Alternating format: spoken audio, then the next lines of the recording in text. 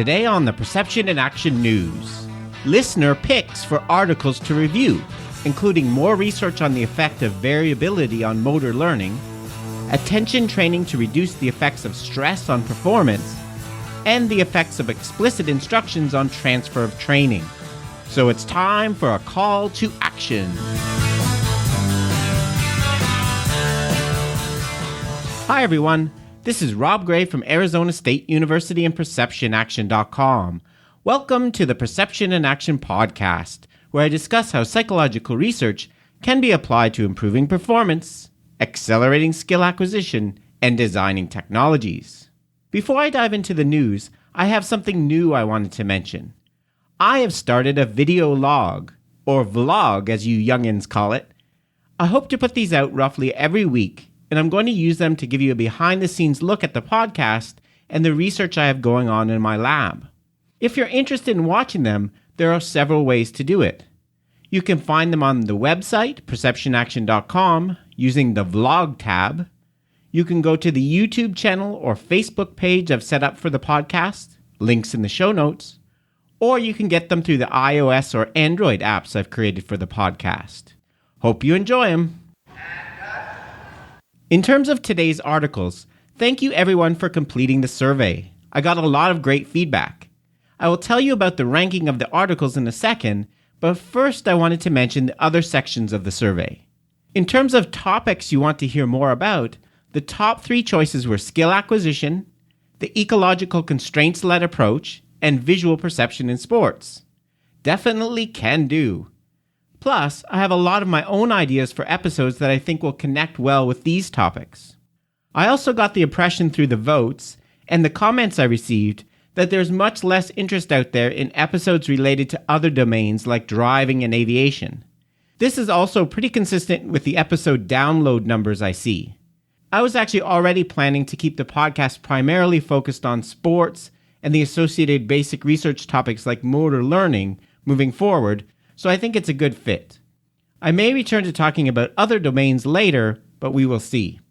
In terms of how I can improve the podcast, there were a few good suggestions, including better wages for the host, God bless you for that, a Twitter Q&A that could feed into the podcast, and transcripts of episodes.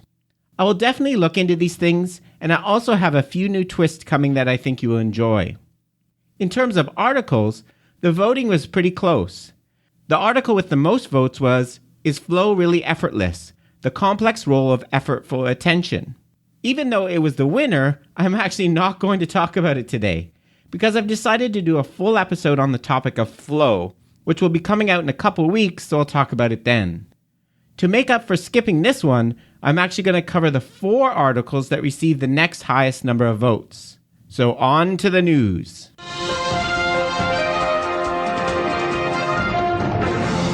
Dateline. Nowhere yet. Yep, this article is a preprint that was submitted for publication and as far as I know, has not been accepted yet. For those that don't know, making preprints available is becoming a much more common practice with the move towards open science. So kudos to the authors. As discussed back in episode 43, there is currently a lot of debate about the value of movement variability in skill acquisition. The traditional view of variability as noise that must be reduced through practice before a stable movement pattern can be found is being countered with the idea that variability is actually a good thing, as it reflects exploration of the perceptual motor space to find an optimal solution. A promising approach for better understanding the role of variability in motor learning was proposed by Raghunathan and Newell in 2013. They argued that not all variability should be treated equally. Specifically, we should be separating it into a task space component, that is variability that actually affects performance, and a null space component, that is variability that has no effect on performance. It is proposed that it is the null space component that is related to the rate of learning.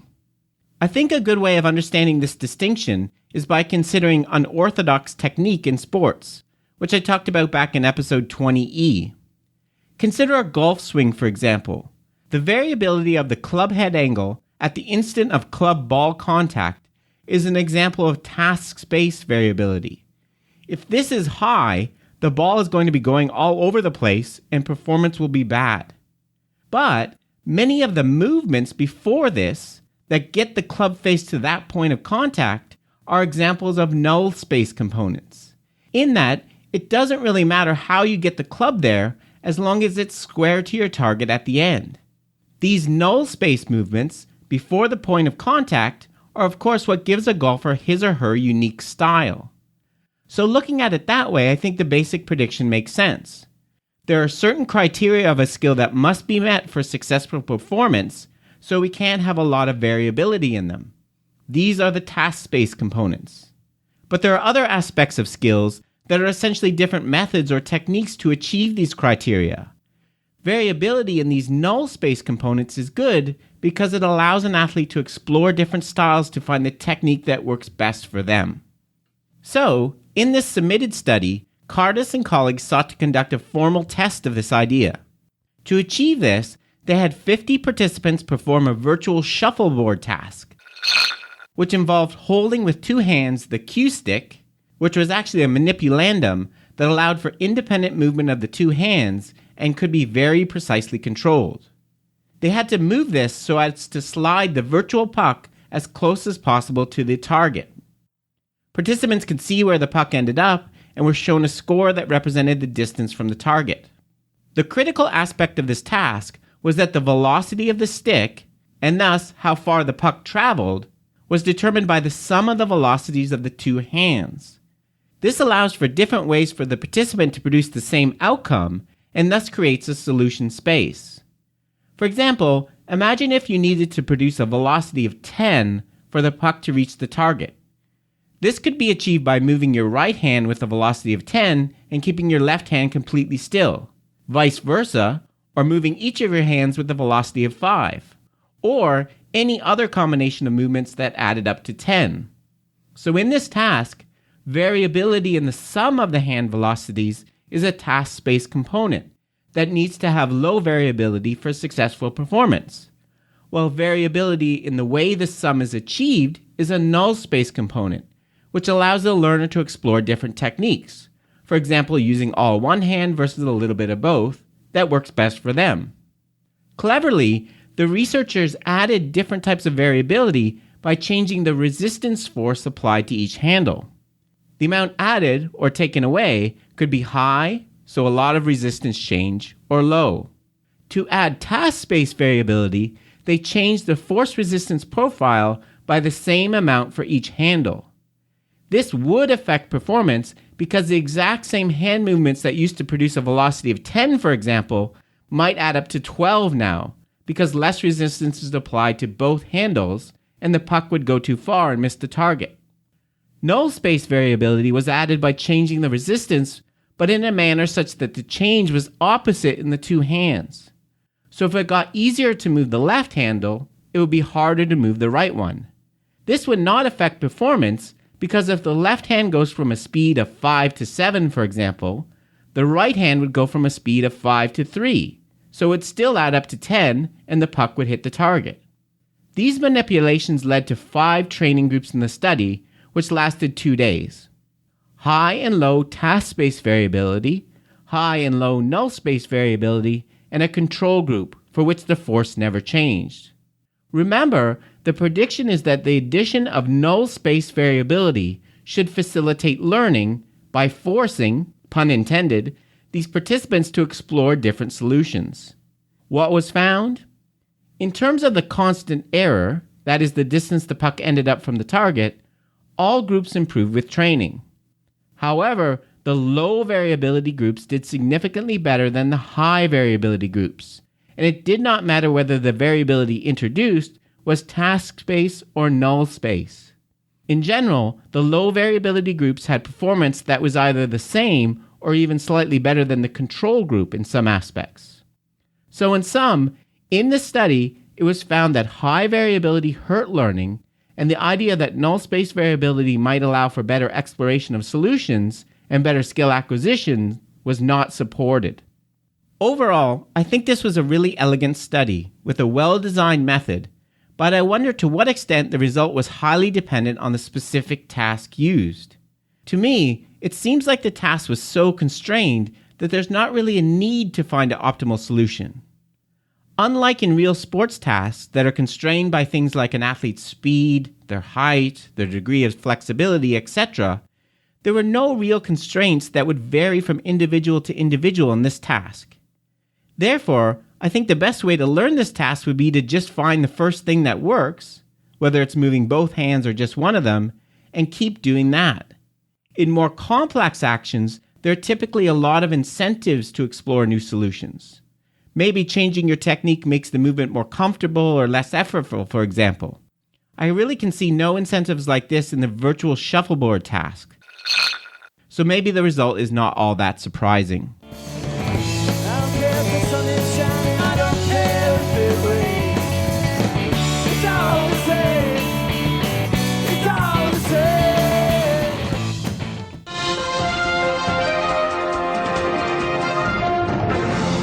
Dateline, Perceptual and Motor Skills, January 2017. The second study I want to discuss today was very similar to the first, in that it examined the effects of introducing variability on skill acquisition. In this case, however, a slightly different categorization of variability was used. Variability in task goal versus variability in task execution. The majority of previous research looking at variability of practice has examined varying task goals, for example, switching between different types of golf shots. It has been proposed that manipulations that cause a performer to change the way they achieve the same goal, in other words, execution variability, may benefit learning for two reasons. First, consistent with Schoelhorn's idea of differential learning, which I'll be digging into more deeply in a future episode, introducing execution variability should facilitate the search for an optimal perceptual motor control solution. Second, it should create contextual interference, which, as I discussed way back in episode 8, is predicted by Schmidt's schema theory to aid motor learning. It has also been predicted that varying task execution may benefit performers that have already learned a skill by helping them to refine it. One last point before I dig into the details of the study. Calling back to the first paper I talked about today, note that task execution variability includes both task space and null space components. That is, when you force a performer to execute a skill in a different way, they will likely change elements of their movement that both do and do not directly affect performance. Okay, so in this study by Tahari and colleagues, the effect of task execution variability in practicing basketball free throws was examined. The study included 12 skilled, that is 10 years of league experience or more, and 12 novice basketball players from Iran. Execution variability was introduced by placing a barrier between the shooter and the basket, with the requirement that players had to shoot over it. Barriers ranged in height from 2.3 to 3.5 meters, or equivalently 7.5 to 11.5 feet. A regulation 10-foot or roughly 3-meter rim was used. There were 4 training groups: skilled variable, skilled constant, novice variable, novice constant. For the variable groups, the barrier height was randomly varied from shot to shot, while for the constant group, it was always 2.9 meters or 9.5 feet. Each participant practiced for 7 days and performed 45 shots in 3 blocks each day. There were pre- and post-tests of free throws with no barrier present, retention tests immediately and 7 days after training, and transfer tests, which involves shooting from different distances from the hoop. It was predicted, of course, that the variable groups would show better retention and transfer as compared to the constant groups. What was found? The most dominant effects were those of skill level, with the skilled players not surprisingly consistently outperforming the novices.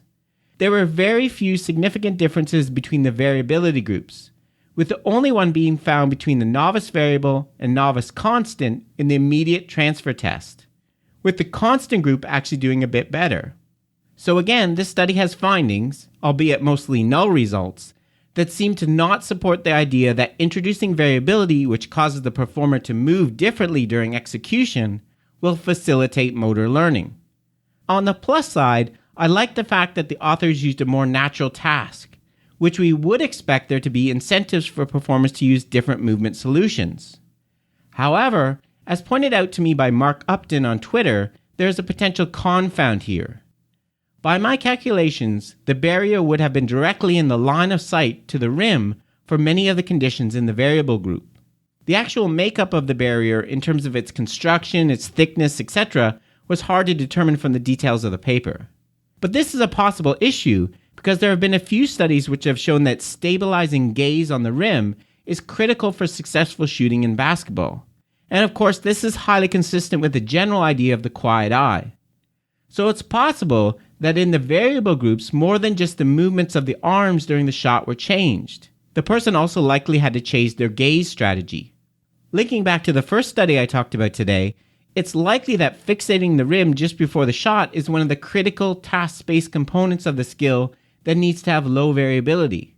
So overall, I think these two variability studies are interesting and use some clever manipulations, but definitely more work is needed in this area to understand how to best use variability to facilitate skill acquisition. 'Cause I got a bucket full of tears and a hard luck story. There's a bad moon rising behind. And I swore to your daddy that I loved you, but I changed my mind.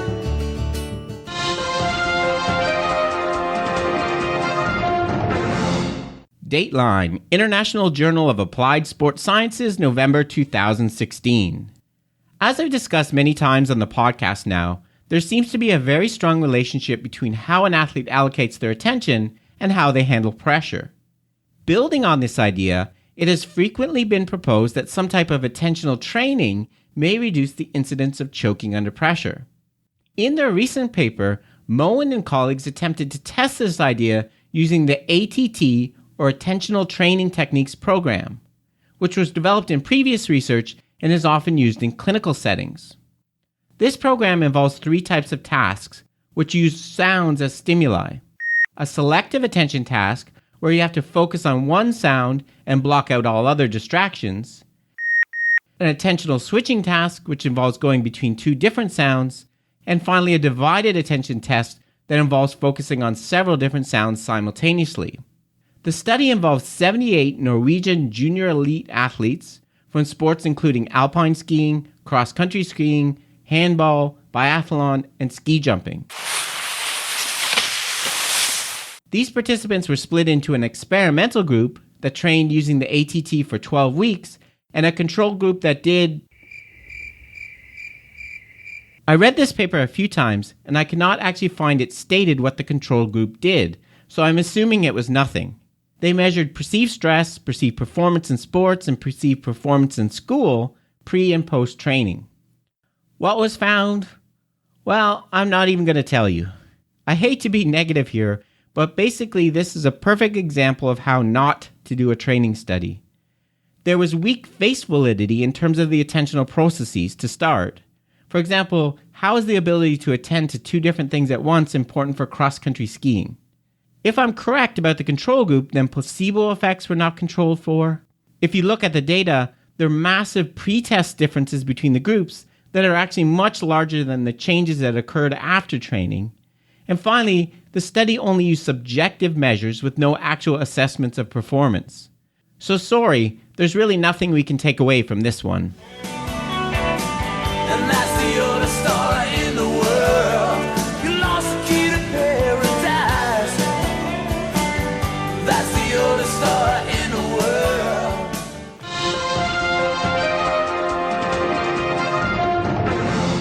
Dateline, Experimental Brain Research, February 2017. The last study I want to look at today, which was the 5th overall choice in the survey poll, put an interesting twist on explicit versus implicit learning, which is a topic I introduced back in episode 16. In this study by Tanaka and Watanabe, 63 participants performed a task which required them to press keys in a fairly complex pattern. In the first block of trials, they were given no instructions, but instead learned the key sequence through feedback and trial and error. Now where it gets interesting. In the next block of trials, they had to learn to perform the task, but with completely the reverse key sequence. Half of the participants in the study were told that the sequence would be reversed. So in other words, they were given explicit knowledge about the upcoming task, while the other half weren't. The half that weren't told about the reversal were interviewed after the experiment was over to determine whether or not they were aware that the sequence had been reversed in the second part of the experiment or not. So, this essentially produced 3 groups in the study. 22 participants that were given explicit information about the reversal, 19 participants that acquired explicit knowledge, as determined through the interview, that there was a reversal, and 17 participants that only had implicit knowledge of the reversal. That is, they learned the task in the second half, but weren't aware it was a reversal of the first half. So, how did each of these groups compare in terms of learning the reverse task? Interestingly, overall, the group that acquired the explicit knowledge did the best.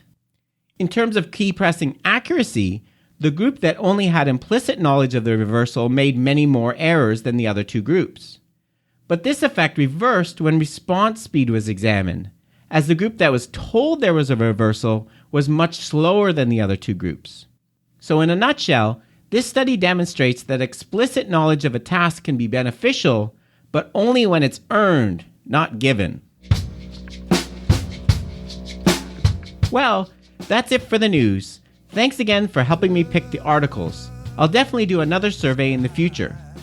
Coming soon on the Perception in Action podcast, the episode on flow that I mentioned, an episode examining body awareness in athletes, and keep an eye out for upcoming vlog posts too.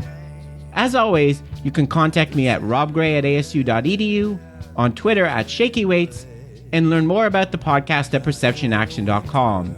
This is your intrepid reporter Rob Gray from ASU, and I am out of here.